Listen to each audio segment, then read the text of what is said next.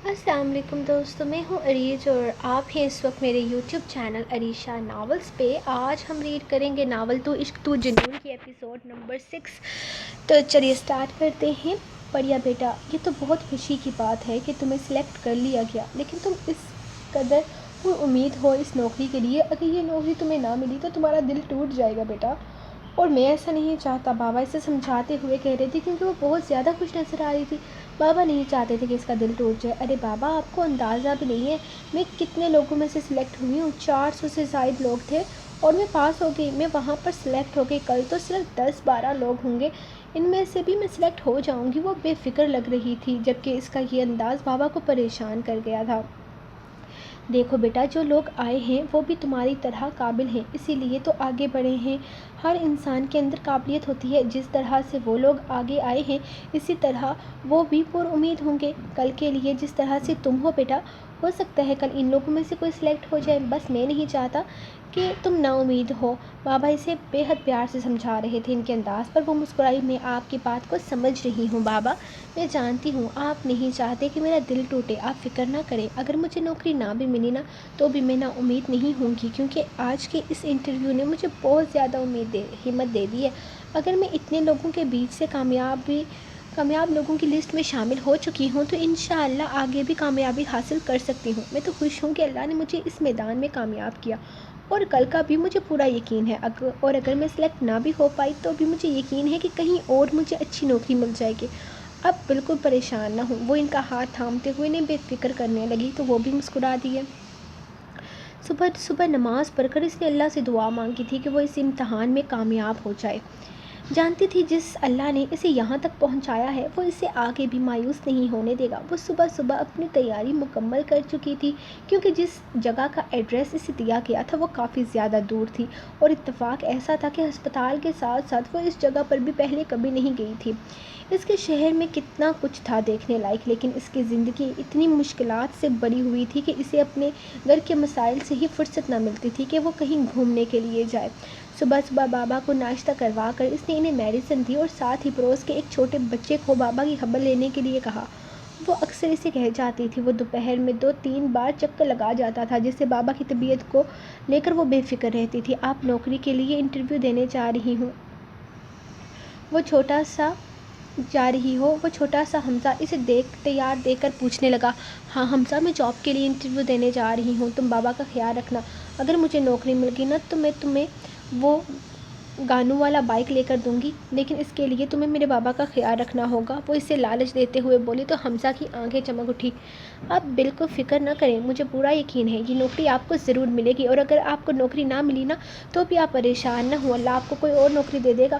اللہ ہم سے بہت پیار کرتا ہے اور ہمیں جو چیز چاہیے ہوتی ہے اگر ہم اس سے مانگتے ہیں تو وہ ہمیں ضرور دیتا ہے، اور مجھے یقین ہے کہ آپ کو یہ نوکری ضرور ملے گی، اور پھر آپ مجھے چاکلیٹ کا بڑا والا ڈبہ لے کر دینا۔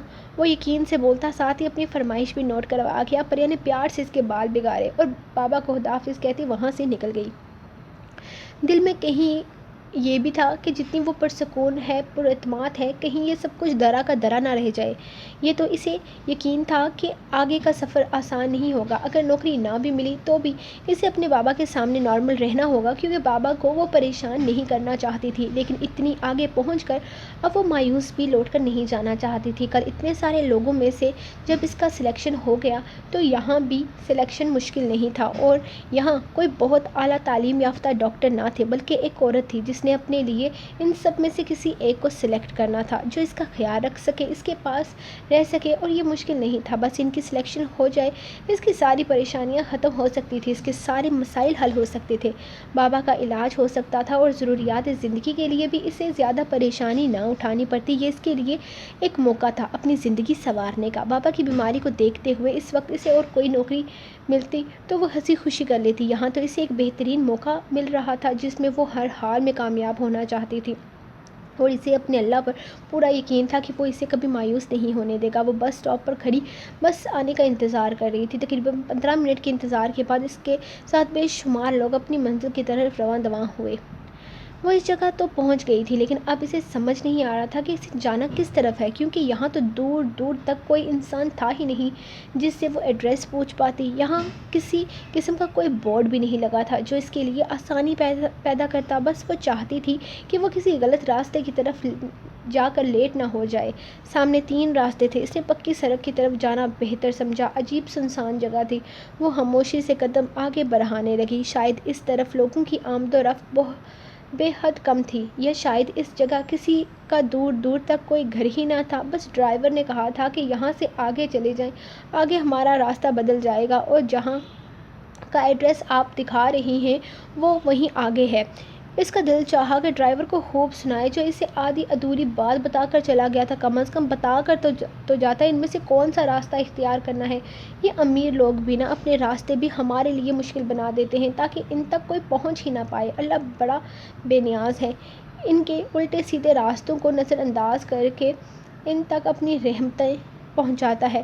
خیر مجھے کیا پتا کہ وہ لوگ اللہ کو یاد بھی کرتے ہوں گے یا نہیں، اللہ اور بندوں کا معاملہ ہے۔ مجھے اپنے اعمال کے بارے میں سوچنا چاہیے۔ وہ دوپٹے سے پسینہ پونچھتی خود سے ہی باتیں کرتے آگے بڑھ رہی تھی۔ سامنے موجود اچھی خاصی چرائی دیکھ کر اس کی سانسیں مزید پھول گئی۔ یا اللہ ایسا تو نہ کریں، یہ تو زیادتی ہے میرے ساتھ۔ وہ چرائی چرتے اللہ سے مخاطب تھی۔ تقریباً 30 منٹ کا لمبا راستہ طے کرنے کے بعد اس نے 15 منٹ تو اس چڑھائی پر لگا دیے تھے، لیکن چڑھائی کے سامنے وہ محل نما بنگلہ نظر آیا۔ اس کے اندر تک سکون آ گیا۔ فائنلی وہ وہاں پہنچ چکی تھی، لیکن اگر اسے نوکری مل جاتی تو روز یہ راستہ اس کی نانی یاد دلانے کے لیے بہت تھا۔ وہ ایک نظر پیچھے کے راستے پر ڈالتی اس خوبصورت بنگلے کو دیکھنے لگی جو ابھی تک اس سے تقریباً 5 منٹ کے فاصلے پر تھا۔ کوئی بات نہیں، پریا تو شیرنی ہے، یہ تو کچھ بھی نہیں، اس سے بڑے بڑے راستے بھی طے کر لے گی۔ وہ خود کو حوصلہ دیتی قدم آگے بڑھانے لگی۔ اگلے 5 منٹ میں وہ اس محل نما گھر کے دروازے کے سامنے تھی جس کے باہر 2 گارڈز کھڑے تھے۔ میڈم کیا آپ انٹرویو دینے کے لیے آئی ہیں؟ سامنے کھڑا گارڈ اسے دیکھ کر اس سے سوال کرنے لگا تو اس نے فوراً ہاں میں سر ہلایا۔ اندر چلی جائیں، انٹرویو اندر ہو رہے ہیں، اندر ملازم ہیں، آپ کو تفصیل سے بتا دے گا۔ وہ گیٹ کھولتے ہوئے اسے راستہ دیتے ہوئے بولا بہت شکریہ۔ وہ اس کا شکریہ ادا کرتے مسکراتے ہوئے اس محل نما گھر کے اندر داخل ہوئی۔ سفید خوبصورت بنگلہ جس کے باہر بڑے بڑے لفظوں میں دانش پیلس لکھا ہوا تھا، اسے یہ نام کہیں سنا سنا سا لگا۔ پھر اس نے اپنے ہاتھ میں موجود کارڈ دیکھا جس پر یہی نام درج تھا۔ شاید یہیں سے پڑا ہوگا، وہ بربرائی۔ گیٹ سے اندر آتے ہوئے اس نے ایک راستہ بنا ہوا تھا جس کے دونوں اطراف خوبصورت پھولوں کی لمبی قطاریں تھیں۔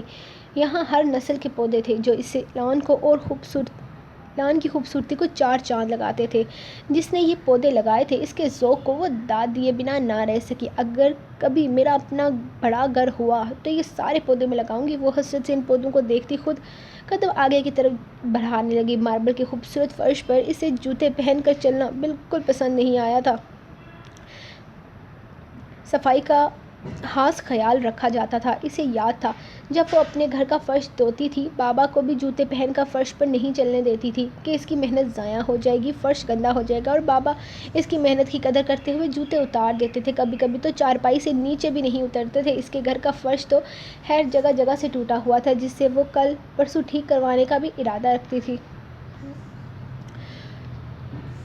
کل پرسوں ٹھیک کروانے کا سوچتی اور پھر سوچ کر ہی رہ جاتی۔ اپنے گھر کے فرش کو یاد کرتے ہوئے اس نے ایک بار پھر سے اپنے پیروں تلے ماربل کے اس فرش کی جانب دیکھا۔ سفید خوبصورت بڑے بڑے پتھر جو دیکھنے میں بے حد مہنگے نظر آ رہے تھے۔ دیکھنے والا ہر انسان کا پہلا دھیان تو اس فرش پر جاتا ہوگا یا باہر لان کی خوبصورتی کی جانب۔ اس نے گھر کے اندر قدم رکھا جسے نگاہیں پر ہٹنا بھول گئی۔ اسے بالکل اندازہ نہ تھا یہ گھر جتنا باہر سے خوبصورت ہوگا اندر سے اس سے کہیں درجہ زیادہ رونقیں سمیٹ کر بیٹھا ہوگا۔ اسے یاد نہیں پڑتا تھا اس سے پہلے اس نے اتنی خوبصورتی کسی اور جگہ دیکھی ہو۔ مہنگا ترین قالین لوگوں کے پیروں میں بچھا ہوا تھا۔ چھت پر بڑے سائز کے شیشے کے فانوس تھے جن کی قیمت کا اندازہ لگانا بہت مشکل تھا۔ نوکروں کی تعداد تھی، لمبی تعداد تھی، لیکن ان سب ایک باقاعدہ یونیفارم میں تھے۔ سب ادھر ادھر گھوم رہے تھے، کوئی نہ کوئی کام سر انجام دے رہے تھے۔ سامنے بیٹھا ایک شخص بڑے سے شیشے کے میز کو چمکانے میں مصروف تھا جو پہلے ہی صاف ستھرا تھا۔ وہ آہستہ آہستہ چلتی اس کے پاس آ رکی۔ اس شخص نے ہاتھ روک کر اسے دیکھا جیسے پوچھنا چاہتا ہو جی باجی فرمائیں کیا کام ہے آپ کو۔ اسے لگا اس کے پاس آ کر پریا نے اس کا قیمتی وقت ضائع کر دیا ہے۔ میرا نام پریا ہے اور مجھے یہاں انٹرویو کے لیے بلایا گیا ہے۔ کل ایک سلیکشن ہوئی تھی جس میں لڑکیوں کو سلیکٹ کیا گیا تھا، ان میں سے ایک میں بھی ہوں۔ مجھے انٹرویو دینا ہے لیکن کس طرف جانا ہے یہ مجھے پتہ نہیں۔ وہ اسے تفصیل سے بتانے لگی۔ اس نے اپنی زبان کو بڑی مشکل سے یہ کہنے سے روکا تھا کہ مہربانی کر کے مجھے بتا دیجیے کہ مجھے کس طرف جانا ہے، کیونکہ اس محل میں مجھے گم ہو جانے سے ڈر لگتا ہے۔ باجی انٹرویو دینے کے لیے آئی ہیں۔ انٹرویو اوپر گیلری میں ہے، وہاں تین کمرے دائیں طرف ہیں اور 3 کمرے بائیں طرف۔ آپ دائیں طرف کے تیسرے کمرے میں چلی جائیں، وہیں پر انٹرویو ہوں گے۔ بی بی جی کی طبیعت زیادہ خراب ہو گئی ہے نا، اسی لیے یہ صاحب نے بی بی جی کا کمرہ اوپر ہی شفٹ کروا دیا ہے تاکہ کوئی مسئلہ نہ ہو، وہاں وہ بھی ان کے قریب ہوتے ہوئے رات کو ان کے لیے آسانی رہے۔ یہاں سے سیڑھیاں چڑھ جائیں۔ وہ سیڑھیوں کی جانب اشارہ کرتے ہوئے اسے بتانے لگا۔ پریا نے شکر گزار نظروں سے اسے دیکھا جو اپنا اہم ترین کام چھوڑ کر اسے راستہ سمجھا رہا تھا۔ وہ اس کا شکریہ ادا کرتی سیڑھیوں کی جانب آئی، جبکہ وہ پھر سے اپنے کام میں مصروف ہو گیا تھا۔ اس کے انداز میں میز کو صاف کر رہا تھا جیسے اسے یقین تھا کہ آج ان کے صاحب نے ان کی چیزوں کا ٹیسٹ لینا ہے۔ پریا آہستہ آہستہ قدم اٹھاتی اوپر کی جانب آئی۔ کس طرف جانا تھا اسے سمجھ نہیں آ رہا تھا۔ سامنے بہت سارے کمرے تھے جو تقریباً ایک جیسے تھے۔ اسے یہ تو پتا تھا کہ اسے دائیں جانب کے تیسرے کمرے میں جانا ہے، لیکن یہ نہیں پتا تھا کہ ملازم کے دائیں جانب یا اپنے۔ کیا مجھے ایک بار پھر سے پوچھنا چاہیے؟ اس نے نیچے کی طرف دیکھا جہاں وہ زور و شور سے اپنے کام میں مصروف تھا۔ اسے ڈسٹرب کرنا پریا کو بالکل اچھا نہ لگا۔ اسے جیسے ہی قدم آگے بڑھائے کسی سے بری طرح ٹکرائی۔ اپنی بے اختیاری پر وہ آنکھیں بند کرتی خود کو ہونے والے تکلیف کی منتظر تھی جو نیچے گرنے کے بعد اسے ہونے والی تھی، لیکن اپنی کمر پر کسی کے ہاتھ کا لمس محسوس کرتی اگلے ہی لمحے وہ آنکھیں کھولے اسے دیکھنے لگی جو غصے سے اسے گھور رہا تھا۔ سامنے موجود شخص وہ تھا جس کا چہرہ وہ ابھی تو کیا کبھی بھی نہیں دیکھنا چاہتی تھی۔ اس نے اگلے ہی لمحے اس کے ہاتھ سے اپنے آپ کو چھڑوانے کی کوشش کی، لیکن اس سے پہلے کہ وہ کسی اچھوت کی طرح اسے خود سے پرے دھکیل چکا تھا اور بے حد نفرت سے اسے دیکھ رہا تھا، جیسے اس کا یہاں آنا اس کے لیے ناقابل برداشت ہو۔ اس کے دھکا لگنے کی وجہ سے وہ پیچھے رکھے واز سے ٹکرائی۔ وہ تو شکر تھا کہ اس نے وقت رہتے اسے تھام لیا تھا، ورنہ وہ قیمتی واز نیچے گر کر اپنی خوبصورتی کھو دیتا۔ اس نے اپنے سامنے کھڑے اس شخص کو دیکھا جو بے حد نفرت سے اسے دیکھ رہا تھا۔ اس کی آنکھوں کی نفرت اسے بالکل سمجھ نہیں آئی تھی۔ وہ اسے پہچان تو چکی تھی، لیکن یہ گھر اسی کا تھا۔ اسے نوکری ملنے سے پہلے ہی کھوتی ہوئی محسوس ہوئی۔ اس کی آنکھوں سے نکلتے شرارے اس بات کی گواہی دے رہے تھے کہ اس کا یہاں ہونا اسے بالکل پسند نہیں آیا۔ اس سے پہلے کہ وہ آگے بڑھ کر اسے کچھ بھی کہتا، ایک ملازم تیزی سے کمرے سے نکلتا اس کے پاس آیا۔ مس، سر داؤد کب سے آپ کا انتظار کر رہے ہیں، آپ کو اس کمرے میں جانا ہے، وہ اسے پریشان کھڑا دیکھ کر بولا، جبکہ دامش اسے نظر انداز کرتا نیچے جا چکا تھا۔ اس کے نیچے جاتے ہی ایک شور سا برپا ہوا۔ سر آ گئے، سر کا ناشتہ لاؤ، سر کی گاڑی تیار کرو، سر آپ کیا لیں گے بریک فاسٹ میں، سر یہ سر وہ نیچے سر کی گردان شروع ہو چکی تھی۔ پریا اس سر نامے سے اکتا کر اس ملازم کے ساتھ ایک کمرے میں گھس گئی۔ یہ کمرہ پورا محل جیسا تھا۔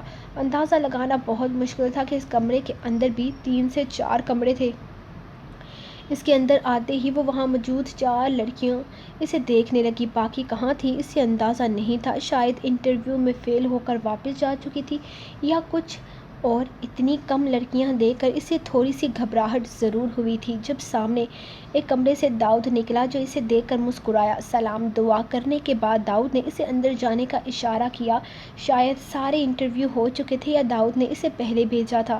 جو بھی تھا اس کے ایک اشارے پر ہی وہ فوراً کمرے کے اندر جانے لگی، جبکہ داؤد اب لڑکیوں سے باتیں کرنے لگا۔ اگر وہ یہاں پر بیٹھ گیا تو یقیناً انٹرویو والی عورت اکیلی ہوگی۔ پتہ نہیں وہ اس سے کیا کیا سوال کرے گی۔ دامش کو دیکھ کر اسے اتنا تو اندازہ تھا کہ ہو سکتا ہے یہ عورت وہی ہو جسے وہ ہسپتال لے کر گئی تھی، لیکن ضروری نہیں، کوئی اور بھی ہو سکتا ہے۔ دروازے پر رک کر اسے جتنی بھی صورتیں آتی تھیں اس نے پڑھ کر خود پر پھونک لی اور آہستہ سے دروازہ کھول کر کمرے کے اندر داخل ہوئی۔ اس نے آہستہ سے کمرے کے اندر قدم رکھا تو بیڈ پر وہ مسکراتا ہوا چہرہ دیکھ کر اس کے لبوں پر مسکراہٹ پھیل گئی۔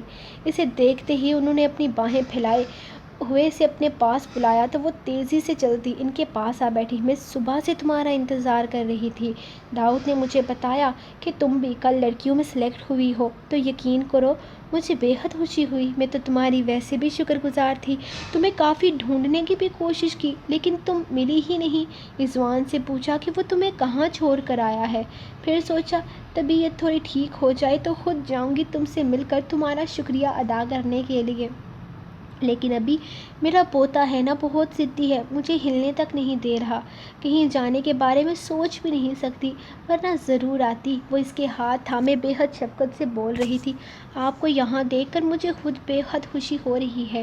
یقین مانیں اس دن کے بعد کافی دن آپ کے بارے میں سوچتی رہی کہ اب آپ کی طبیعت کیسی ہوگی۔ ایک بار تو میں ہسپتال بھی گئی تھی لیکن مجھے بتایا گیا کہ آپ کو کسی دوسرے بڑے ہسپتال میں شفٹ کر دیا گیا ہے۔ پھر شفا کی دعا مانگ کر میں واپس اپنے گھر چلی گئی۔ کچھ دن پہلے اخبار میں اشتہار دیکھا تو نوکری کے لیے اپلائی کیا، لیکن یقین کریں تب بھی مجھے بالکل نہیں پتا تھا کہ یہاں آپ ہوں گی۔ آپ کو دیکھ کر مجھے سچ میں بے حد خوشی ہو رہی ہے۔ اللہ پاک آپ کو صحت یاب کرے۔ نہ جانے کیوں انہیں دیکھ کر پریا کو سچ میں بے حد خوشی ہو رہی تھی، جو لبوں پر خوبصورت مسکراہٹ لیے اسے دیکھ رہی تھی۔ اگر اس دن تم میری جان نہیں بچاتی تو شاید آج میں یہاں تمہارے پاس نہیں ہوتی۔ اس دن انسانیت کے ناطے تم نے اپنی پرواہ کیے بغیر مجھے ہسپتال پہنچایا۔ یقیناً تمہارے والدین نے تمہاری پرورش میں کسی طرح کی کوئی کمی نہیں چھوڑی، ورنہ آج کے دور میں کوئی کسی کو کہاں پوچھتا ہے۔ آج کل کا زمانہ ایسا ہے کہ اپنوں کو دیکھ کر اپنے چہرے پھیر لیتے ہیں، تو تم نے تو ایک غیر ہو کر میری اتنی زیادہ مدد کی ہے۔ یقین کرو رضوان تو اتنے چھوٹے دل کا مالک ہے کہ کبھی بھی یہ ساری صورتحال ہینڈل نہیں کر پاتا۔ تم نے سچ میں بہت ہمت دکھائی ہے۔ کہاں سے لائی اتنی ہمت اس چھوٹی سی لڑکی نے؟ وہ اس کا ہاتھ تھامے پیار سے اس کا چہرہ چھوتے ہوئے پوچھنے لگی۔ ہمت تو اللہ دیتا ہے میڈم، اور جیسے چاہے اسے نوازتا ہے۔ اس دن آپ کی حالت دیکھ کر میں آپ کو وہاں چھوڑ نہیں پائی۔ آپ کو دیکھتے ہی مجھے اندازہ ہو گیا تھا کہ آپ کو ہارٹ اٹیک ہوا ہے۔ میں کوئی نرس یا ڈاکٹر تو نہیں ہوں، لیکن میڈیکل کالج میں پڑھتی ہوں، وہاں پر ہمیں بہت سارے پریکٹیکل کروائے گئے ہیں، جس میں ایک ہارٹ پیشنٹ پریکٹیکل بھی تھا۔ اس میں ہمیں ایسی بہت ساری چیزیں بتائی گئیں، بس وہی تھوڑا بہت سیکھا ہوا تھا جو اس دن کام آ گیا۔ سچ کہوں تو میں بھی بہت زیادہ گھبرا گئی تھی، کسی کو پہلی بار ایسی سچویشن میں دیکھا تھا نا، لیکن پھر ہمت کر کے آپ کو ہسپتال پہنچایا۔ آپ کے ڈرائیور تو بری طرح سے کانپ رہے تھے۔ ہسپتال پہنچتے ہوئے انہیں بخار چڑھ گیا، اور پھر ٹینشن کی وجہ سے پھر ڈاکٹر داؤد نے ان کا علاج بھی کروایا، اور اب تو اللہ کا شکر ہے سب ٹھیک ہے۔ وہ انہیں سب کچھ بتاتی ہوئی دانش اور اپنی ملاقات کو نظر انداز کر گئی۔ وہ انہیں نہیں بتانا چاہتی تھی کہ ان کا پوتا کتنا بے دل اور ظالم انسان ہے۔ اس شخص کو صرف اور صرف اپنی ناک اونچی رکھنی تھی۔ ابھی تھوڑی دیر پہلے اس سے ملاقات کرنے کے بعد اسے وہ اور بھی زیادہ برا لگنے لگا۔ یہ وہ پہلا شخص تھا جو بے وجہ اسے اتنا زیادہ برا لگ رہا تھا۔ کچھ دن پہلے ٹی وی پر اس نے لیلا کو تھپڑ مارتے دیکھا تھا۔ شاید اس آدمی کا نیچر ہی ایسا تھا، وہ کسی سے بھی نرم اور پرسکون لہجے میں بات کر ہی نہیں سکتا تھا۔ ابھی تھوڑی دیر پہلے گھر کے نوکر کو کیسے اس کے دائیں بائیں لگے ہوئے تھے اور ہر کسی پر حکم چلاتا، انہیں کیڑے مکوڑے کی طرح سمجھتا تھا۔ تو پھر تم ہمیشہ کے لیے میرا خیال رکھو گی، میرے پاس رہو گی؟ وہ اپنی سوچوں میں گم تھی جب دادی نے آہستہ سے پوچھا۔ وہ بے یقینی سے انہیں دیکھنے لگی۔ اگر آپ رکھیں گی تو کیوں نہیں؟ اگر یہ نوکری مجھے آج مل جائے تو اس سے بڑی اور کوئی بات نہیں ہو سکتی میرے لیے، اس نے مسکراتے ہوئے کہا۔ ٹھیک ہے، آج سے تم یہیں پر رہوگی، تمہاری نوکری پکی، لیکن میں پہلے بتا رہی ہوں میں بہت نخرے کرتی ہوں، بالکل ٹائم پر میڈیسن نہیں لیتی، اور پرہیز تو مجھ سے بالکل بھی نہیں ہوتا۔ میرا پوتا بہت ڈانٹتا ہے مجھے۔ وہ اسے دیکھتے ہوئے انداز میں بلا کی شرارت تھی، تو پھر تھوڑی سی ڈانٹ مجھ سے بھی کھا لیجیے گا۔ ان کے شرارتی انداز پر وہ غیر سنجیدگی سے بولی، جس پر دادی مسکرا دی۔ لیکن میڈم باہر جو لوگ سلیکٹ ہوئے ہیں یقیناً وہ مجھ سے زیادہ قابل ہوں گے، اور مجھ سے زیادہ انہیں اس نوکری کی ضرورت ہوگی۔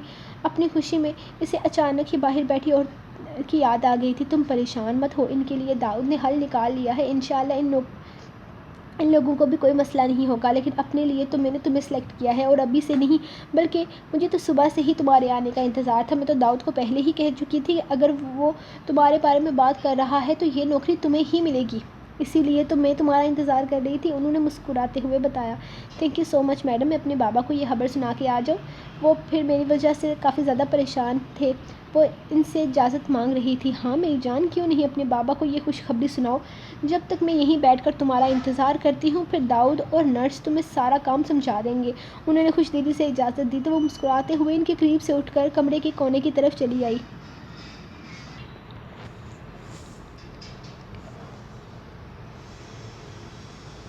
کیا مطلب؟ ہمارے انٹرویوز نہیں ہوں گے؟ وہ 40-45 سالہ عورت داؤد کو دیکھ کر پوچھنے لگی۔ چہرے پر پریشانی واضح تھی۔ انٹرویو تو کل ہو چکے ہیں، لیکن جس مقصد کے لیے انٹرویو ہوئے تھے اس کے لیے سلیکشن ہو چکی ہے۔ آپ لوگوں کو یہ نوکری نہیں مل سکتی، لیکن آپ لوگوں کو پریشان ہونے کی ہرگز ضرورت نہیں، کیونکہ آپ لوگ بہت قابل ہیں۔ کل کے انٹرویو میں آپ لوگوں کی سلیکشن ہوئی تھی۔ یہ نوکری نہ صحیح، لیکن آپ کو میرے ہسپتال میں نوکری ضرور ملے گی۔ مجھے ویسے بھی چند نرسز کی ضرورت ہے۔ میں آپ کو اچھی تنخواہ اور ماحول فراہم کروں گا۔ اگر آپ لوگ انٹرسٹڈ ہیں تو مجھے خوشی ہوگی آپ جیسے قابل لوگوں کو اپنے ساتھ رکھتے ہوئے، داؤد نے مسکراتے ہوئے کہا، جبکہ ان کے چہرے کی رونق واپس لوٹ آئی تھی، کیونکہ یہاں تو وہ کسی ایک کو ہی نوکری ملنے والی تھی، لیکن داؤد ان سب لڑکیوں کو نوکری دے چکا تھا۔ اس کا اپنا ہسپتال شروع ہوئے ابھی زیادہ وقت نہیں ہوا تھا۔ اسے کچھ قابل نرسز کی ضرورت تھی۔ یہ فیصلہ تو وہ کل ہی کر چکا تھا۔ جس لڑکی کی سلیکشن ہوگی، اس کے علاوہ باقی کی لڑکیوں کو وہ اپنے ہسپتال میں بطور نرس ملازمت دے گا۔ تھینک یو سو مچ سر، مجھے نوکری کی اشد ضرورت تھی، سامنے بیٹھی عورت نے کہا، جبکہ اس کے ساتھ ہی دوسری بھی بول پڑی، جی سر، میں بھی آپ کے ہسپتال میں نوکری ضرور کروں گی، مجھے بھی نوکری کی ضرورت ہے۔ وہ اس کے ساتھ ساتھ سب عورتوں نے حامی بھرنا شروع کر دی تھی۔ اسے یقین تھا کہ کوئی بھی انکار نہیں کرے گا، کیونکہ ان کا ہسپتال بہت کم عرصے میں بڑے ہسپتالوں میں شامل ہونے لگا تھا۔ ہسپتال کے بہترین ماحول اور بہترین ڈاکٹر سٹاف کی وجہ سے وہ کافی مشہور بھی تھا۔ ایسے ہسپتال میں نوکری کرنا کوئی عام بات تو ہرگز نہیں تھی۔ جہاں کسی ایک لڑکی کو نوکری ملنے والی تھی، وہی سب کو مل چکی تھی۔ ان کے چہرے پر جو پریشانی صبح تھی، اب وہ ختم ہو چکی تھی، جبکہ داؤد بھی ریلیکس ہو کر انہیں اپنے ہسپتال کا پتہ بتا کر نیچے جا چکا تھا، جہاں دامش ناشتہ کر کے آفس کے لیے نکل چکا تھا۔ وہ صبح صبح ہی دادی سے مل گیا تھا۔ آج اس کی بہت اہم میٹنگ تھی، ورنہ آج اس کا ارادہ کہیں جانے کا نہیں تھا۔ دادی نے بھی خوشی خوشی اسے جانے کی اجازت دے ڈالی تھی، کیونکہ وہ نہیں چاہتی تھی کہ پریا پر میں وہ کسی بھی قسم کی کمی نکالے۔ وہ ہر چیز میں پرفیکشن چاہتا تھا، یعنی یقینی سی بات تھی، جب دادی بنا کسی وجہ کے پریا کو نوکری پر رکھ لیتی تو وہ ضرور سمجھانے کی کوشش کرتا، اور پھر پریا کے علاوہ سب کے انٹرویو لینے میں مصروف ہو جاتا، اور جو اسے سب سے قابل لگتی یقیناً اسی کو وہ نوکری پر رکھ لیتا۔ لیکن دادی کو جب سے پتہ چلا تھا کہ جس لڑکی نے انہیں ہسپتال پہنچایا ہے وہ بھی انٹرویو کے لیے آئی ہے، انہیں تب ہی فیصلہ کر لیا تھا کہ نوکری پر وہ اسی کو ہی رکھیں گی۔ لیکن دامش نے ایسا نہیں ہونے دینا تھا، اسی لیے تو اس کی میٹنگ کا سنتے ہی انہوں نے فوراً اسے جانے کی اجازت دے ڈالی تھی، جس پر وہ حیران تو ہوا، کیونکہ رات تو دادی کہہ رہی تھی کہ اتنی ساری لڑکیاں ہیں، تم بھی میرے ساتھ رہنا تاکہ مجھے سلیکشن کرنے میں آسانی رہے۔ لیکن پھر اب دادی نے اچانک ہی کہہ دیا کہ تم جاؤ، میں سنبھال لوں گی، اور ویسے بھی داؤد میرے ساتھ ہی ہے، کوئی مسئلہ نہیں ہوگا۔ اس بات سن کر اسے تھوڑی سی حیرانگی تو ہوئی تھی، لیکن اس کے پاس زیادہ وقت نہیں تھا کہ وہ دھیان دے پاتا۔ لیکن داؤد کو چند ایک باتیں بتانے کے بعد وہ خود وہاں سے چلا گیا تھا، جبکہ اس کے بعد دادی تو داؤد کے پیچھے لگ گئی تھی کہ ابھی تک وہ لڑکی کیوں نہیں آئی۔ 3 بار تو وہ اسے گیٹ پر بھیج چکی تھی کہ آخر وہ لڑکی رہ کہاں گئی ہے، آئے گی بھی یا نہیں۔ انہیں تو پریشانی لاحق ہو گئی تھی۔ ایک تو وہ اس کا شکریہ ادا کرنا چاہتی تھی کہ آج کے دور میں اتنا ہمدرد کوئی نہیں ہوتا، زندگی اتنی مصروف ہو چکی ہے کہ ایک انسان کے پاس دوسرے انسان کے لیے وقت ہی نہیں ہوتا۔ ایسے میں پریا نے سچ میں انسانیت کا فرض نبھاتے ہوئے ان کی جان بچائی تھی۔ آج وہ زندہ تھی تو اسی کی وجہ سے، اور دوسری وجہ یہ نوکری وہ اسی کو دینے کا فیصلہ کر چکی تھی، کیونکہ داؤد نے انہیں بتایا تھا کہ اس لڑکی کے بابا کی طبیعت بہت زیادہ خراب ہے، جس کی وجہ سے وہ یہ نوکری کرنے کے لیے آئی ہے۔ اسے نوکری کی بے حد ضرورت ہے، اور وہ اس برے وقت میں اس کے کام آنا چاہتی تھی، جس طرح سے وہ ان کے برے وقت میں نہ صرف ان کے کام آئی تھی بلکہ ہمت کرتے ہوئے کافی بھاگ دوڑ بھی کی۔ دادی اس کا احسان تو نہیں چکا سکتی تھی، لیکن اس کی مدد ضرور کرنا چاہتی تھی، اور پریا انہیں ویسے بھی بہت پسند تھی۔ اس کے بات کرنے کا انداز، اس کی چال ڈال، اب تک ان کا خیال رکھنے والی ساری لڑکیوں سے وہ الگ تھا۔ اس کا دن بہت اچھا گزرا تھا۔ میڈم ایک بہت اچھی اور نیک خاتون تھی۔ وہ اپنی باتوں اور انداز سے اسے بالکل بھی غیر یا اجنبی نہ لگی۔ وہ بہت جلدی ان سے گل مل گئی تھی۔ آج کا دن کس طرح سے گزرا اسے بالکل بھی اندازہ نہ ہو سکا۔ نوکری کا پہلا ہی دن اتنا اچھا گزرے گا اسے بالکل نہ لگا تھا۔ اسے لگا تھا یہ نوکری اس کے لیے مشکلات سے بھری ہوئی ہوگی، لیکن میڈم کا انداز اتنا شگفتہ تھا کہ اسے بالکل بھی وقت گزرنے کا احساس نہ ہوا۔ ہر چیز کو بے حد محبت سے وہ اسے سمجھاتی رہی۔ ان کے ساتھ ایک دن گزار کر وہ یہ بات بہت اچھے طریقے سے سمجھ گئی تھی کہ انہیں پودوں سے بے حد محبت ہے، اور اس کے علاوہ وہ اپنے نک چڑھے پوتے سے بہت محبت کرتی ہیں۔ اسے تو وہ دیکھتے میں ہی پسند نہیں تھا، لیکن یہ اس کی مجبوری تھی کہ اسے اسی کے گھر میں نوکری کرنی تھی جہاں وہ رہتا تھا۔ اگر اسے گھر چھوڑنے کے لیے میڈم نے گاڑی بھیجی تھی اور یہ بھی بتایا تھا کہ اب سے روز اسے صبح لینے اور چھوڑنے گاڑی آیا کرے گی، اس کی ٹرانسپورٹ کا مسئلہ تو حل ہو گیا تھا۔ اچانک ہی سب کچھ ٹھیک ہو گیا تھا۔ وہ گھر آئی تو بابا اور حمزہ اس کے انتظار میں بیٹھے تھے۔ حمزہ ابھی تک گھر نہ گیا، یقیناً اس نے بابا کا بہت خیال رکھا ہوگا۔ بابا کافی فکر مند لگ رہے تھے۔ بابا کے حساب سے اگر کوئی اتنے زیادہ پیسے دے رہا تھا تو کام بھی بہت زیادہ تھا۔ نوکری کیسی ہے بیٹا؟ تمہیں کوئی مشکل تو نہیں؟ تھکاوٹ ہو گئی ہوگی؟ اس نے صبح ہی بابا کو فون کر کے نوکری کا بتا دیا تھا، اسی لیے بابا کے چہرے کی پریشانی وہ واضح نوٹ کر چکی تھی۔ کوئی پریشانی نہیں ہوئی بابا، کوئی مشکل نہیں، نوکری بے حد اچھی ہے، اور میڈم تو اس سے بھی اچھی ہیں، بہت نیک، نرم گو اور نیک خاتون ہیں۔ ایسا لگتا ہے جیسے میڈم ہماری زندگیوں میں ہمارے لیے رحمت بن کر آئی ہیں، جیسے اللہ نے انہیں ہمارے لیے وسیلہ بنا کر بھیجا ہے۔ سچ کہوں تو صبح میں بہت زیادہ پریشان تھی، یہ سوچ کر کہ نہ جانے وہاں کا ماحول کیسا ہوگا، لوگ کیسے ہوں گے، کام کیسا ہوگا اور کام کا طریقہ کار کیسا ہوگا۔ لیکن میڈم سے ملنے کے بعد ہر پریشانی ختم ہو گئی ہے۔ اب کوئی مسئلہ نہیں، کوئی پریشانی نہیں، نوکری بہت آسان ہے۔ مجھے صرف میڈم کا خیال رکھنا ہے، ہر وقت ان کے ساتھ رہنا ہے اور ٹائم ٹو ٹائم میڈیسنز دینی ہے، ان کے کھانے پینے کا خیال رکھنا ہے، انہیں اکیلے بالکل نہیں چھوڑنا۔ باقی میڈم کسی پر ڈپینڈنٹ نہیں ہے۔ صبح 9 سے شام 5 بجے تک مجھے ان کے ساتھ رہنا ہوگا، جب تک ان کا پوتا اپنے کام سے واپس نہیں آ جاتا۔ بس اس کے علاوہ اور کچھ نہیں کرنا۔ کوئی مشکل یا تھکا دینے والا کام ہرگز نہیں ہے۔ صبح گاڑی لینے آئے گی اور شام کو گاڑی چھوڑ کر جائے گی۔ اور جو میری پڑھائی کا مسئلہ ہے تو آج کل تو یونیورسٹی بند ہے، لیکن میڈم نے کہا ہے کہ اگر ان کی طبیعت ٹھیک ہو جائے تو میں اپنی یونیورسٹی بھی دوبارہ جوائن کر سکتی ہوں۔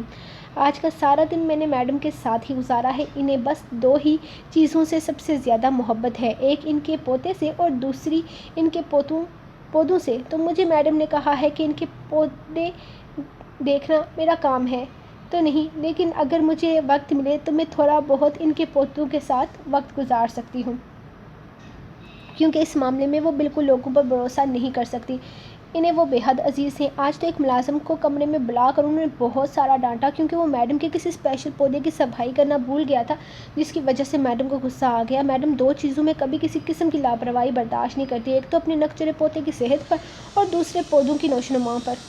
ان کے پودے سے میرا کوئی لینا دینا نہیں ہے، لیکن مجھے صرف اور صرف ان کا خیال رکھنا ہے اور ان کے پودے کی صفائی کے دوران نوکروں کی نگرانی کرنی ہے، تاکہ نوکر کسی بھی قسم کی لاپرواہی کر کے ان کے پودے نہ خراب کر دیں۔ اب آپ بتائیں کہ یہ مشکل کام ہے جس کی وجہ سے آپ اتنے پریشان ہو رہے ہیں؟ اس نے انہیں تفصیل سے بتاتے ہوئے پوچھا، اور ساتھ ہی ساتھ جلدی جلدی آلو بھی کاٹنے لگی تاکہ کچھ بنا سکے۔ رہنے دو، یہ سب کچھ کوئی ضرورت نہیں ہے، انڈے پڑے ہیں نا، اسی کا آملیٹ بنا لو، ہم کھا لیں گے، بابا نے اس کا چہرہ دیکھتے ہوئے کہا۔ یہ سچ تھا، بے شک وہ بہترین دن گزار کر آئی تھی، لیکن اتنی بڑی خوشخبری والے دن وہ اس سے کام نہیں کروانا چاہتے تھے، بالکل بھی نہیں۔ انڈے سے آپ کی صحت خراب ہو جاتی ہے، اور یہ بننے میں کتنا وقت لگے گا؟ حمزہ دوپہر کو بابا کو کھانا دیا تھا نا؟ وہ ٹوکری میں سے پیاز نکال کر اسے دے رہی تھی جب اس نے سوال پوچھا۔ اس نے زور شور سے ہاں میں سر ہلایا۔ گڈ، تم نے کیا کیا سارا دن؟ وہ بابا کا رخ کمرے کی جانب موڑتی حمزہ سے پوچھنے لگی۔ بابا کو مجبور ہو کر کمرے میں جانا پڑا۔ میں نے کچھ نہیں کیا۔ صبح آیا، ناصر چاچا کی خیریت پوچھی، تھوڑی دیر ان کے پاس بیٹھا اور پھر باہر کرکٹ کھیلتا رہا۔ جب میں آؤٹ ہو گیا تب میں پھر آیا ناصر چاچا کو دیکھنے کے لیے۔ وہ بیڈ پر بیٹھے تھے۔ میں نے ان کی کرسی اٹھا کر باہر رکھی اور ان کو بولا کہ مجھے کھیلتے ہوئے دیکھیں، بیچارے اندر بور ہو رہے تھے نا، اس لیے۔ پھر جب میں آؤٹ ہو گیا تب ان کو کھانا دیا، پھر مدرسے چلا گیا۔ وہاں سے واپس آیا تو باہر لڑکوں کے ساتھ پتنگ اڑائی۔ چاچا سے ملنے کے لیے ان کے دوست آئے تھے، تھوڑی دیر تک وہ ان کے پاس بیٹھے رہے۔ اب چاچا مجھے کوئی کہانی سنا رہے تھے کہ آپ واپس آ گئے اور اب گھر جاؤں گا۔ اس نے پوری تفصیل سے بتایا۔ پریا مسکرائی۔ اس کی باتیں سنتے ہوئے ساتھ ساتھ آلو بھی چولہے پر چڑھا چکی تھی۔ شاباش میرا بچہ، تمہارے اسکول کب سے لگنے والے ہیں؟ وہ اسے دیکھ کر مسکراتے ہوئے پوچھنے لگی۔ وہ بھی یہی چاہتی تھی کہ اس کے بابا کی وجہ سے اس کی موج مستی ختم نہ ہو، اور یہ ایک طرح سے اچھی بات تھی کہ محلے کے بچے اسی کے گھر کے باہر آ کر کھیلتے تھے۔ اللہ کی طرف سے کرم نوازی تھی کہ محلے کے سب لوگ ہی ان کی مجبوری کو سمجھتے تھے، بس رشتہ داروں نے ہی انہیں بے آسرا چھوڑ دیا تھا۔ اسکول تو ابھی 15-16 دن آپ سکون سے اپنا کام کرو، تب تک میرا اسکول لگتا ہے، تب تک آپ کو عادت ہو جائے گی، پھر آپ مینج کر لو گی اور میں اسکول سے سیدھا یہیں آ جایا کروں گا، پھر آپ شام کو گھر آ کر مجھے ٹیوشن دے دینا، آپ کا کام بھی ہو جائے گا اور میرا بھی۔ وہ اپنی خدمات پیش کرتے ہوئے بولا تو وہ مسکرائی۔ واہ میرے سیانے خرگوش، تم نے تو ساری پلاننگ کر رکھی ہے، اور نہیں تو کیا، اگر زندگی میں کامیاب ہونا ہے تو ہر چیز کی پلاننگ کرنی پڑتی ہے۔ وہ مزید ہوشیار بننے کی کوشش کرنے لگا تو وہ ہنسی۔ وہ ایسی ہی چھوٹی چھوٹی باتیں کرتا اسے کھلکھلانے پر مجبور کرتا رہا۔ حمزہ کے ساتھ اس کا وقت بہت اچھا گزرتا تھا۔ اس کا اندازہ خود بھی نہیں لگا پاتی تھی، ہاں لیکن حمزہ کے ساتھ وقت اسے بہت اچھا لگتا تھا۔ سو گائز، یہ رہی آپ لوگوں کی آج کی ایپیسوڈ۔ ملیں گے نیکسٹ ایپیسوڈ کے ساتھ، تب تک کے لیے اپنی رائٹ کو دیں اجازت اور دعاؤں میں یاد رکھیں۔ اللہ حافظ۔